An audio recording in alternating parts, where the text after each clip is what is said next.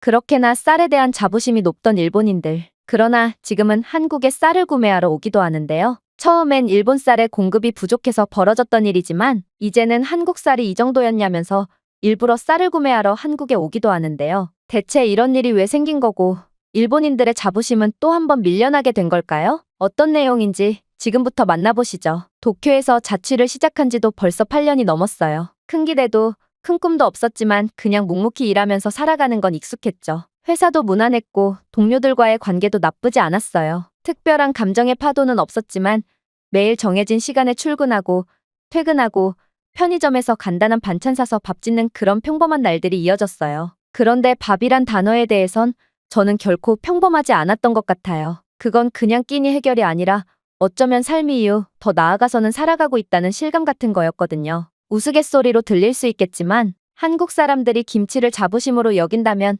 일본인에게는 밥맛이 바로 정체성인 거죠. 고시히카리, 니가타산, 아키타 코마치, 쌀 품종 하나하나에 담긴 자부심은 저를 포함해 일본인 모두에게 특별했어요. 어릴 적부터 그렇게 배웠어요. 쌀을 제대로 씻고 물 맞춰서 짓고 딱 그 온도로 뜸들이고 밥은 손이 많이 가는 음식이지만 그래서 더 소중한 음식이었어요. 저희 집도 마찬가지였죠. 할머니가 해주신 밥은 반찬이 없어도 맛있었고 엄마는 항상 밥맛이 안 나면 하루가 망한 거라고 하셨죠. 그래서인지 어느 순간부터 밥을 중심으로 모든 식사를 판단하게 되었어요. 삼각김밥을 고를 때도 밥의 질감을 먼저 확인했고 외식할 땐 반찬보다 밥이 맛있는지를 먼저 생각했어요. 그게 습관처럼 굳어져 있었고 저한테는 너무나도 당연한 일들이었어요. 다른 나라 쌀은 솔직히 말해서 별 기대를 안 했어요. 동남아는 물러서 씹는 느낌이 없고 한국 쌀도 그냥 그런 수준이라고 생각했어요. 어디서 그런 이미지가 생겼는지는 모르겠지만 일본인 대부분이 그렇게 느끼는 건 분명했어요. 돌이켜보면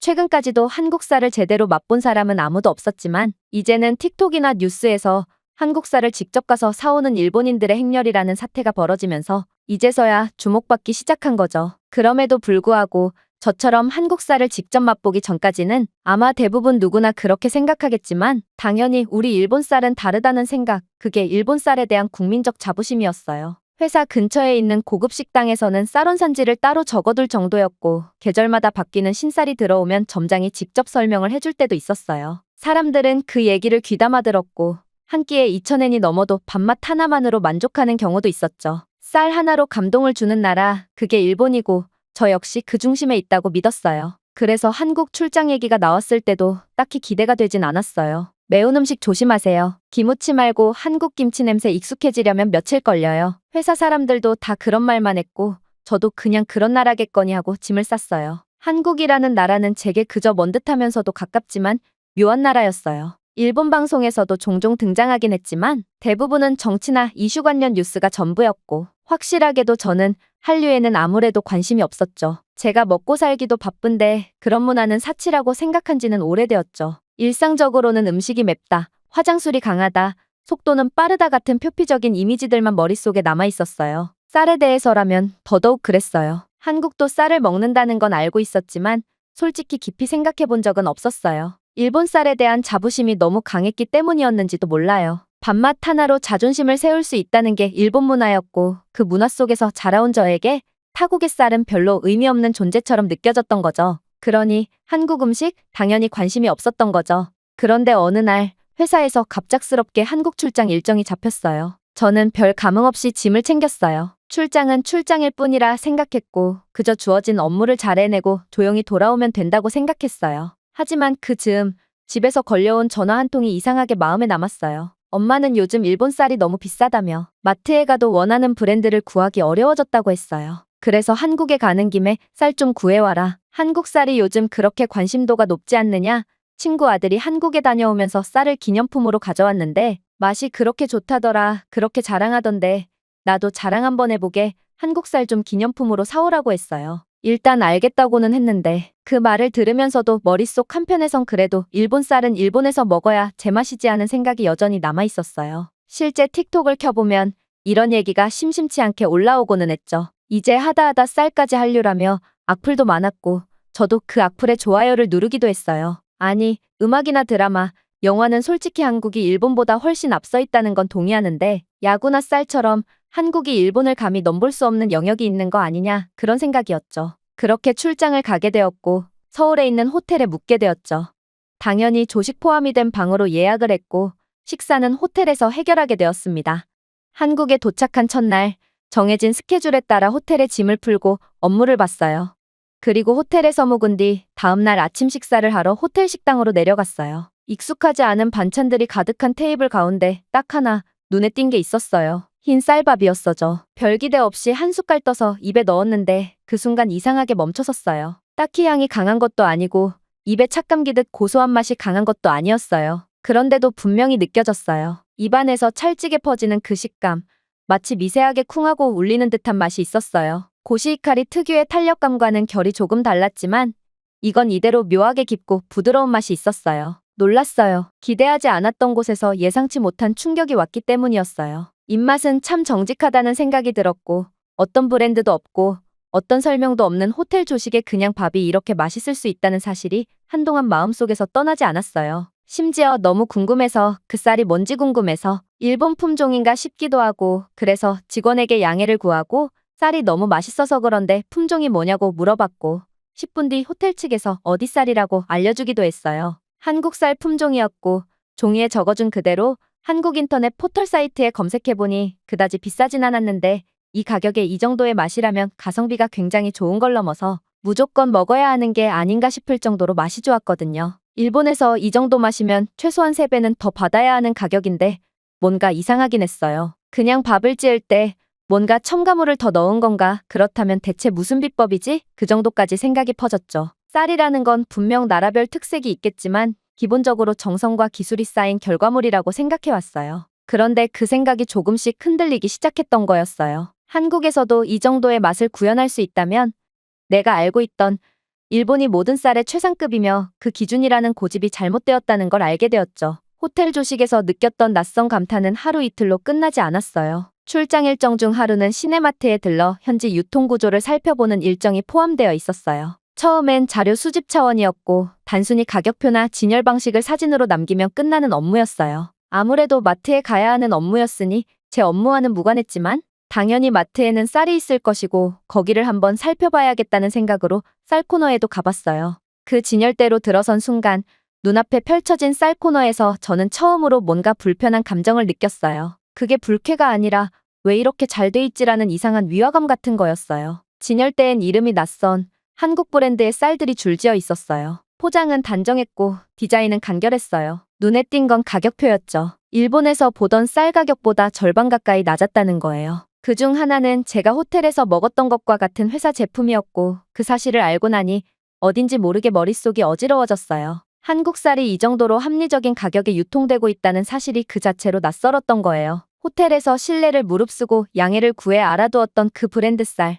마트는 아무래도 인터넷 가격보다는 비쌌지만 그래도 일본 쌀보다는 훨씬 저렴했었어요. 정말로 그 가격에 형성이 되어 있었으며 사실 그 정도면 굉장히 한국에서는 높은 가격을 형성하고 있죠. 호텔이니만큼 당연히 쌀에도 신경을 썼을 것이고 실제로 마트 기준으로 한국에서 비싼 축에 속하는 쌀을 쓰고 있었기 때문에 그렇게 맛있었구나 싶었어요. 물론 일본의 최상급 쌀과 비교해도 손색이 없을 정도로 정말로 괜찮았다는 생각이 여전히 유효했지만 가격은 3분의 1이라니 아니 더 싼 것 같기도 하고요. 일본에서는 생산지 이름이 브랜드가 되고 유통이 길어질수록 가격이 올라가고 그래서 당연히 좋은 밥은 비싼 밥이 되는 구조였어요. 그게 너무 익숙해서 이곳의 가격표가 오히려 이상하게 느껴졌어요. 그 다음 눈에 들어온 건 포장에 인쇄된 작은 QR코드였어요. 스마트폰을 꺼내 대보자 그 자리에서 바로 재배지, 수확일, 품종, 정미일, 생산자 이름까지 모든 정보가 화면에 떠올랐어요. 이건 단순한 기술의 문제가 아니었어요. 소비자를 신뢰하는 방식의 차이라는 생각이 들었던 거예요. 일본 쌀들은 자신의 브랜드가 곧 이런 생산의 흐름을 알려주는 브랜드라고 생각해서 이렇게까지 친절하게 소비자에게 정보를 제공해주지 않지만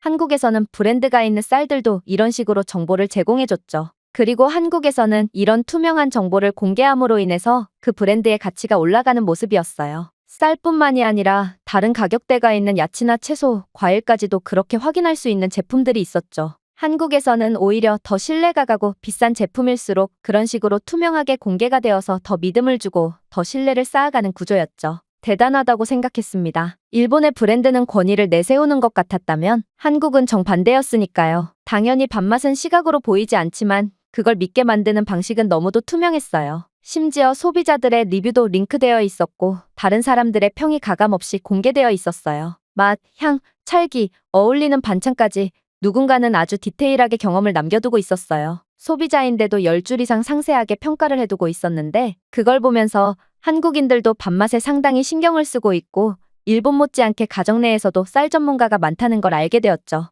전문가라고 해서 뭔가 대단히 있어야 하는 게 아니라 맛의 차이를 알고 자신의 취향이나 가족들의 취향을 고려한 그런 선택을 하는 것으로도 충분히 쌀 전문가라고 생각해요. 일본 내에서도 그런 것들이 일상화되어 있어서 전 국민일 쌀 전문가라고 맛을 보면 안다고 그런 말들이 있는 것처럼 한국도 사실 쌀 문화가 중심이 된 식문화이고 당연히 한국에서도 쌀이 중요했던 거였어요. 그러나 저는 일본만 오직 그런 줄 알고 오직 일본에서만 쌀 개량을 통해 브랜드를 만들고 인정을 받고 있다고 생각했는데 그건 어디까지나 착각이었던 거죠. 한국 마트에서 쌀을 구경하며 밥을 사는 게 아니라 누군가의 경험과 신뢰를 사는 느낌을 받았어요. 마트를 나서는 길에 가벼운 충격과 함께 지금 일본에서 벌어지고 있는 쌀 구매 대란이 떠올랐어요. 비싸지고 사라지고 소비자들이 불안해하는 그 구조 속에서 이런 시스템은 거의 상상조차 하기 어려운 수준이었어요. 돌아가는 차 안에서 내가 그동안 맛이라고 믿어왔던 것들이 사실은 문화적 배경에 가려져 있었던 건 아닐까 하는 생각이 들었어요. 그냥 언론에서 만든 일본 쌀의 고급화 이미지, 관광객을 끌어모으기 위한 브랜딩. 그러면서 비쌀수록 인기 있다는 마케팅 이론에 맞춰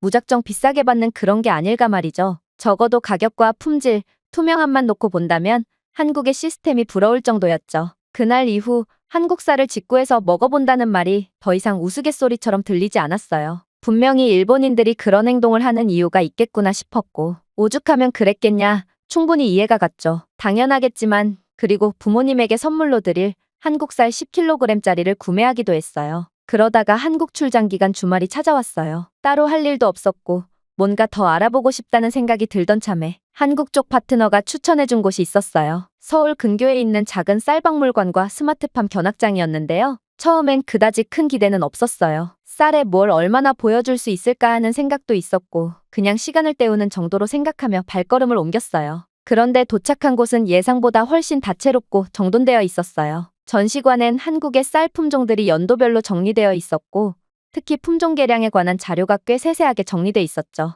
차트를 보면서 놀랐던 건 불과 20에서 30년 사이에 한국 쌀이 품질 면에서 눈에 띄게 발전했다는 점이었어요. 처음엔 수확량 중심의 개량이 많았지만 최근에는 맛, 찰기, 탄력, 냉장 보관 후의 유지력까지 다양한 요소들이 연구 대상이 되고 있었고 그 과정에는 민간 기업과 대학, 지자체가 유기적으로 협업하고 있었어요. 반면 일본은 어땠는지 떠올리게 됐어요. 분명 기술력도 있고 오랜 역사도 있지만 너무 자부심만 남아있는 것 같았어요. 고시이카리라는 이름 하나에 모든 걸 걸고 품종을 바꾸는 데엔 늘 보수적이었고 외국의 기술이 넘어가는 걸 극도로 꺼려했어요. 실제로 고시이카리를 기반으로 한 종자 개량은 몇 년째 거의 제자리 상태라는 이야기도 들은 적도 있었어요. 지켜야 한다는 생각은 이해하지만 그게 발전을 막고 있는 건 아닌가 하는 의문이 들었어요. 그리고 놀란 점은 더 많았어요. 한국이 이 정도면 일본을 가르쳐줄 스승 수준이 된 게 아닐까?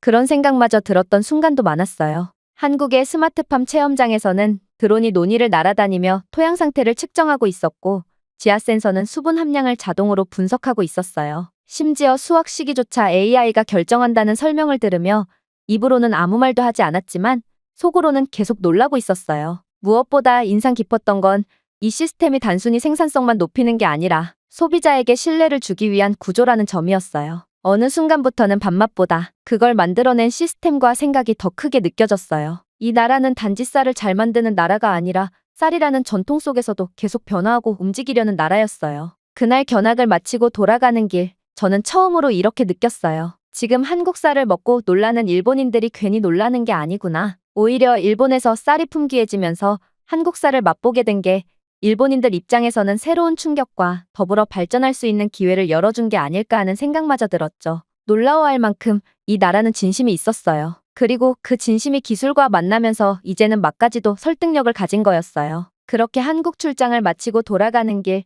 제가 마트에서 의무감으로 샀던 한국쌀 10kg, 그걸 일본으로 돌아가 맛볼 생각에 기대마저 되었어요. 그렇게 집으로 기념품으로 구매한 쌀을 가져와서 그 쌀으로 밥을 지어 맛을 봤습니다. 저 역시나 솔직하게 맛있다고 말할 만큼 정말로 만족도가 높았고 부모님 또한 한국 쌀이 역시 놀랄만하다며 누군가 정식으로 이제는 한국 쌀도 수입하지 않겠느냐? 그럼 저렴한 가격에 정말로 식탁이 풍족해질 것이고 정말 돈이 없어서 후쿠시마 쌀을 먹어야 하는 사람들마저도 비슷한 가격대에 한국식 좋은 쌀을 맛볼 수 있지 않겠느냐? 정말 긍정적인 반응이었어요. 그 모습에 놀랐죠. 부모님 세대는 상식적으로 변화에 둔감하고 변화를 싫어하고 기존 것을 추구하는 성향을 가졌잖아요. 그럼에도 불구하고 새로 맛본 한국 쌀에 대한 놀람이 이렇게 새로운 것을 받아들여도 좋지 않겠느냐는 변화로 만들어낸 거죠. 저 역시나 이 부분을 인정하게 되었고 참 독특하게 쌀로 한류에 입문해버리는 사람이 되어버린 것 같네요. 몇 년 뒤면 한국에서 일본의 최상급 쌀을 넘어서는 그런 품종이 나오지 않을까 기대가 되기도 하고 그런 변화가 생긴다면 부정하는 게 아니라 먼저 맛보고 싶어서 한국으로 가볼 것 같기도 하네요. 이 변화를 무서워하지 말고 즐기려는 입장으로 바라보려고 합니다. 제 이야기는 마치지만 한국 쌀 한번 찾아서 드셔보세요. 정말 추천드려 볼게요. 오늘의 영상은 여기까지입니다. 그리고 지금 화면에 나오는 영상을 아직 시청하지 않으셨다면 지금 바로 시청해보세요. 재미있는 다음 사연이 기다리고 있습니다. 감사합니다.